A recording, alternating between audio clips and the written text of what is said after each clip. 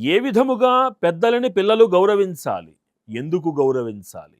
ఇవన్నీ కూడా ఈ విశేషాంశాలన్నీ కూడా తెలియజేస్తున్నారు. మనం ఎన్నో సార్లు చెప్పుకున్నాం.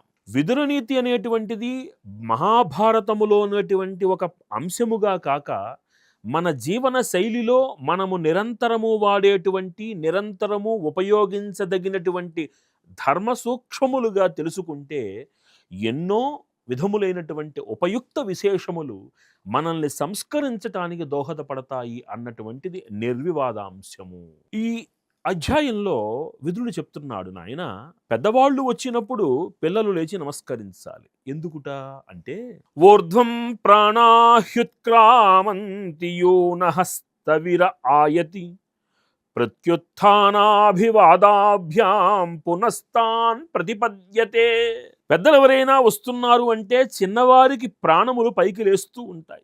ఆ ప్రాణములు పైకి లేస్తున్నటువంటి ప్రాణములను ఎదురుగా వెళ్ళి పెద్దవాళ్ళకి నమస్కారం చేస్తే మళ్ళీ చిన్నవాళ్ళు ఆ ప్రాణాన్ని పొందుతారయ్యా.